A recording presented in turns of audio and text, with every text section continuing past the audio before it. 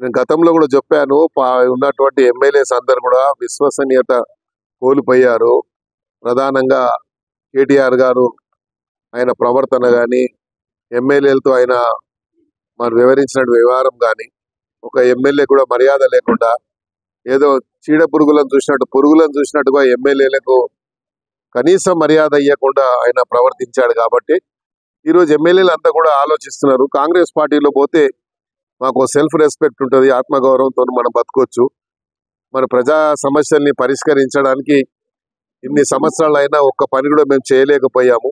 అభివృద్ధి కేవలం ఎక్కడ ఉందిరా అంటే సిరిసిల్లలో నేను చేశానని చెప్పుకోవడం తప్ప, లేకుంటే మంత్రులు ఎవరైనా ఉంటే ఇద్దరు మంత్రులు మేము చేసుకున్నామని చెప్పారు తప్ప, 1000 కోట్ల రూపాయల అభివృద్ధి వాళ్ళ నియోజకవర్గం చేసుకున్నారు.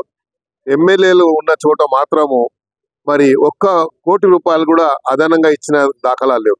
హైదరాబాద్ సిటీలో మేము ఆఫీసర్ల మీద ఒత్తిడి తీసుకొచ్చి చేసిన పనికి వాళ్ళ ఉన్నటువంటి బిల్లు ఇవ్వక కాంట్రాక్టర్స్ ఈరోజు రోడ్ల మీద పడ్డారు.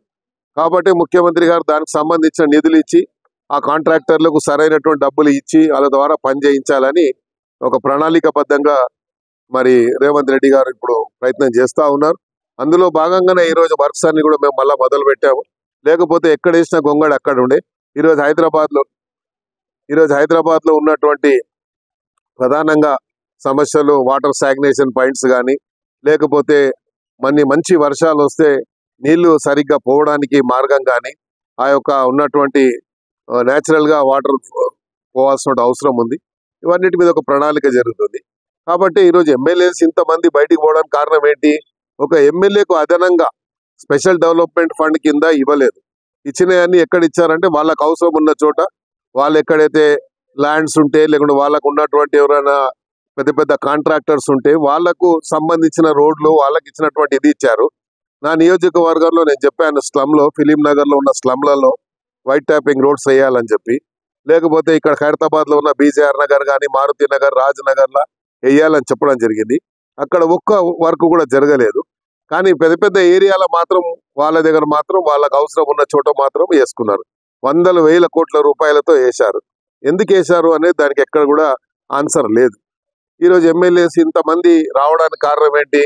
ఈరోజు ప్రకాష్ గౌడ్ అని, ఉట్టి ప్రకాష్ గౌడ్ కాదు, నిన్న మొన్న నాతోని దగ్గర 10 మంది ఇంకా మాట్లాడారు. 10 మంది అడిగారు. నేను చెప్పాను, కాంగ్రెస్ పార్టీలో నేను ఉన్నాను కాబట్టి నాకు తెలుసు, కాంగ్రెస్ పార్టీలో స్వేచ్ఛ అనేది మనకు sky is the limit. Congress పార్టీలో మీరు వచ్చి ఎలాంటి ఇబ్బందుల గురి గారు మేము అది బాధ్యత మేము తీసుకుంటాము. ముఖ్యమంత్రి గారిని ఎప్పుడంటప్పుడు కలవచ్చు. అప్పుడు ముఖ్యమంత్రిని కలవాలంటే నలుగురితో అపాయింట్మెంట్ ముందు అడగాలి.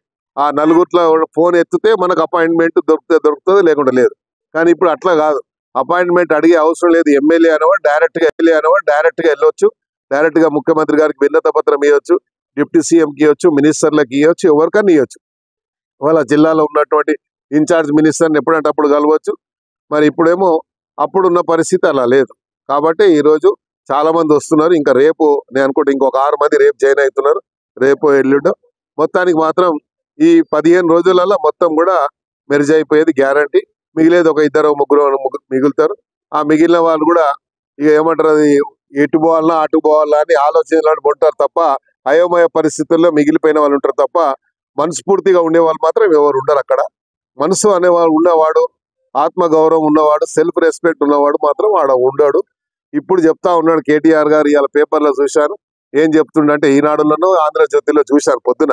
ఏం చెప్తుండంటే, టీడీపీ లాగా రీజనల్ పార్టీ స్ట్రాంగ్ కావాలంటే టీడీపీ లాగా ఉండాలి అన్నారు. టీడీపీ లాగా ఉండాలంటే అక్కడ పార్టీ ఉన్నటువంటి నాయకుడికి లక్షణాలు ఉన్నాయి. ఆ పార్టీని ఎట్లా కాపాడుకోవాలని చెప్పి, ఎన్ని కష్టాలు వచ్చినా ఆ పార్టీని కాపాడుకోవడానికి, ఎమ్మెల్యేలు కాపాడడానికి, ఎమ్మెల్యేల మనోధైర్యానికి, అక్కడ ఉన్నటువంటి ఎమ్మెల్యేలకు ఇచ్చే మర్యాద కానీ, ఎమ్మెల్యేలకు ఇచ్చేటువంటి ఇంపార్టెన్సీ కానీ ఇక్కడ ఇచ్చారా? మీరు ఒక ఎమ్మెల్యేకి ఒక ఇంపార్టెన్సీ ఇచ్చారా? ఒక ఎమ్మెల్యే వస్తే గంటల తరబడి కూర్చోబెట్టి నీకున్నటువంటి ఒక కోట్రీ, నీకున్నటువంటి వీళ్ళని మాత్రమే నువ్వు కేటీఆర్ గారు వాళ్ళకు ఉన్నటువంటి ఫ్రెండ్స్ ని ఎవడోడో జైల్లోకి పోయిన కూడా తీసుకొచ్చి ఇలా 1000 కోట్ల రూపాయలు సంపాదించావు. ఎలా ఇచ్చావు? అలాంటి వాళ్ళని పేర్లు మేము తీస్తాం ఒక రోజు. మా దగ్గర మొత్తం ఉన్న చరిత్ర ఉంది.